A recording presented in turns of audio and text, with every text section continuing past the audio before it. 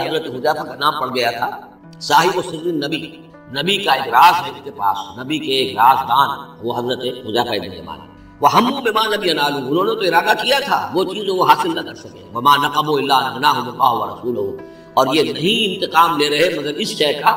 کہ اللہ نے اور اس کے رسول نے انہیں غنی کر دیا۔ اللہ اور ان کا رسول ان کی طلب مال کو دیکھ کر انہیں صدقات میں سے، مال غنیمت میں سے بفراغت دیتا رہا، من فضلہ ہی، اپنے فضل سے۔ وَإِن يَتُوبُوا يَكُ خَيْرًا، اب بھی اگر توبہ کر لیں تو یہ ان کے لیے بہتر ہوگا۔ وَإِن يَتَوَلَّوْا، اور اگر وہ پیٹ موڑیں گے، يُعَذِّبُهُمُ اللَّهُ عَذَابًا أَلِيمًا، اللہ انہیں عذاب دے گا بہت دردناک عذاب، فی الدنیا والآخرہ، دنیا میں بھی اور آخرت میں بھی۔ وَمَا لَهُمْ فِي الْأَرْضِ مِن وَلِيٍّ وَلَا نَصِيرٍ، اور پوری زمین میں ان کے لیے نہ کوئی ولی ہوگا، کچھ پناہ ہوگا، مددگار ہوگا،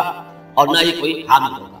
وَمِنْهُمْ مَنْ عَاهَدَ اللَّهُ، اب یہ وہ تین آیتیں آ گئی ہیں جو میری تقریروں میں بہت مرتبہ آئی ہیں۔ ہم مسلمانان پاکستان کے لیے خاص لمحہ فکریہ ہیں، مدینے کے منافقین کی خاص قسم کا تذکرہ ہو رہا ہے۔ وَمِنْهُمْ مَنْ عَاهَدَ اللَّهُ، ان میں سے وہ لوگ بھی ہیں جنہوں نے اللہ سے عہد کیا تھا، لَئِنْ آتَانَا مِنْ فَضْلِهِ، اگر اللہ ہمیں اپنے فضل سے نواز دے گا، غنی کر دے گا، دولت دے دے گا، دولت مند کر دے گا، لَنَصَّدَّقَنَّ وَلَنَكُونَنَّ مِنَ الصَّالِحِينَ، ہم خوب صدقہ خیرات کریں گے اور نیک بن جائیں۔ فَلَمَّا آتَاهُم مِنْ فَضْلِهِ، جب اللہ نے انہیں نواز دیا اپنے فضل سے، غنی کر دیا، بخلوا بہ، اب اس دولت کے ساتھ بخل کیا، وَتَوَلَّوْا وَهُمْ مُعْرِضُونَ، اور پیٹھ موڑ لی اور اعراض کیا، فَعَاقَبَهُمْ نِفَاقًا فِي، تو اللہ نے سزا کے طور پر ڈال دیا ان کے دلوں میں نفاق۔ عاقبہم، عقوبت، سزا۔ دنیا میں نقد سزا یہ ملتی ہے اللہ سے کوئی وعدہ کر کے پھر جانے کی کہ نفاق جو ہے، یہ نفاق ہے پاکستان کے مسلمانوں کا روگ۔ پاکستان بنایا تھا، پاکستان کا مطلب کیا؟ لا الہ الا اللہ۔ ہندوستان کے مسلمان نے ووٹ دے کر اپنا فرض کفایہ ادا کر دیا کہ جاؤ بھائی، تم جو ہم پہ گزرے گی سو گزرے گی، تم جاؤ اور اسلام قائم کرو۔ ہم نے کیا کیا ہے؟ 50 برس سے زائد ہو گئے، کیا کیا؟ اسلام کا، یہ بے وفائی، یہ بدعہدی، اس کا نتیجہ کیا ہے؟ 3 نفاق ہیں جو اس قوم کے اوپر۔ نفاق باہمی، اب وہ قوم نہیں رہی، قومیتوں میں تحلیل ہوتی ہے، اب عصبیت ہے، صوبائیت ہے، لسانیت ہے، اور نہ معلوم کیا کچھ ہے، فرقہ واریت ہے۔ دوسرے کردار کا بیڑا غرق ہو۔ آیت المنافق ثلاث، حضور نے فرمایا منافق کی 3 نشانی، جس میں یہ تینوں چیزیں ہیں، خواہ وہ انسامہ وصلہ، چاہے روزہ رکھتا ہو، نماز پڑھتا ہو، اپنے آپ کو مسلمان سمجھتا ہو، وہ منافق ہے۔ جب بولے جھوٹ بولے، جب وعدہ کرے خلاف ورزی کرے، اور جب کہیں امین بنا دیا جائے تو دیکھ لیجیے اپنی قوم جو جتنا بڑا ہے، الا ماشاء ایکسیپشنز پروو دی رول، قانون یہی ہے، جو جتنا بڑا اتنا ہی جھوٹا،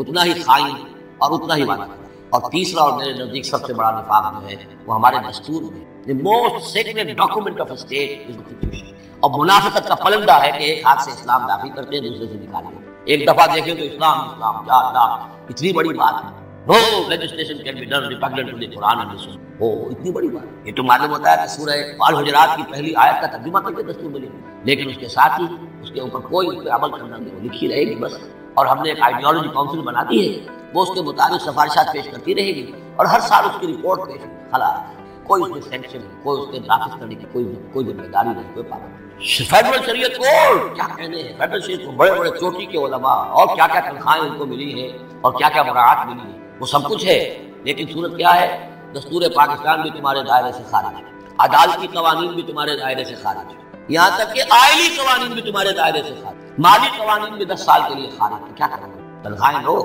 اور ایکسرسائز ان فیوٹیلیٹی وقت گزارو، اللہ نہ کرے۔ منافقت میرے نزدیک پوری دنیا کے اندر شاید دستور کی سطح پر ایسی منافقت کہیں اور نہیں، یہ ہے ہمارا روگ اثر۔ فَعَاقَبَهُمْ نِفَاقًا فِي قُلُوبِهِمْ، تو اللہ نے عقوبت کے طور پر، سزا کے طور پر ان کے دلوں میں نفاق پیدا کر دیا، إِلَىٰ يَوْمِ يَلْقَوْنَهُ، اور یہ نفاق اب رہے گا اس دن تک جس دن کے یہ ملاقات کریں گے اللہ سے، یہ کانٹا ان کے دلوں سے نکلے گا نہیں۔ بِمَا أَخْلَفُوا اللَّهَ مَا وَعَدُوهُ، بسبب اس وعدہ خلافی کے جو انہوں نے اللہ سے کیا، وَبِمَا كَانُوا يَكْذِبُونَ، اور بسبب اس جھوٹ کے جو انہوں نے بولا۔ أَلَمْ يَعْلَمُوا أَنَّ اللَّهَ يَعْلَمُ سِرَّهُمْ وَنَجْوَاهُمْ، کیا انہیں یہ معلوم نہیں ہے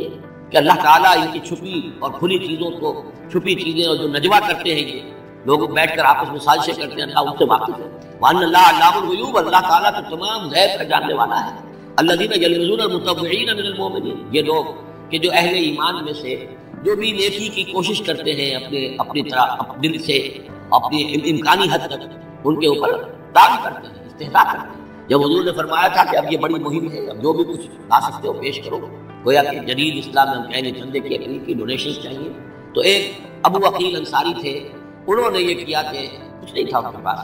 ساری رات مزدوری کی ایک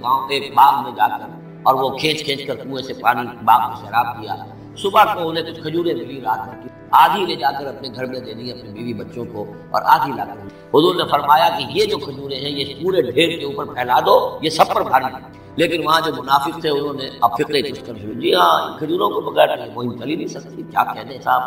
یہ تو بہت بڑا صدقہ انہوں نے کیا ہے، بہت بڑا معاملہ ہے۔ تو یہ اب تاریخ دل دکھا رہا ہے الذين يلمزون المتطوعين من المؤمنين في الصدقات والذين لا يجدون الا جهدهم، وہ بیچارے کہ جن کے پاس اپنی محنت مشقت کے سوا کچھ ہے ہی نہیں، فیسخرون منهم، ان سے مذاق کرتے ہیں، ٹھٹے کرتے ہیں، سخر اللہ منهم، اللہ تعالیٰ ان کو مذاق اڑائے، ولہم عذاب علیم، ان کے لیے دردناک عذاب ہے۔ استغفر لهم، اب یہ سخت ترین آیت ہے قرآن مجید میں منافقین، یا وہ تھی جو سورہ نساء میں تھی، ان المنافقین فی الدرک الاسفل من النار، منافق آگ کے سب سے نچلے طبقے میں، کیا یہ استغفر لهم،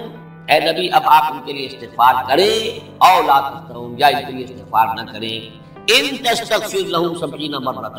اگر آپ 70 مرتبہ بھی ان کے لیے استغفار کریں گے، فلن یغفر اللہ لهم، تب بھی اللہ تعالیٰ نے معاف کر ذالک بانہم کفروا باللہ ورسولہ، یہ اس لیے کہ اللہ اور اس کے رسول کے ساتھ کفر کر چکے، واللہ لا یہدی القوم الفاسقین، اور اللہ ایسے فاسقوں کو ہدایت نہیں دیتا۔ فرح المخلفون بمقعدہم خلاف رسول اللہ وکرہوا یجاہدوا باموالہم وانفسہم فی سبیل اللہ،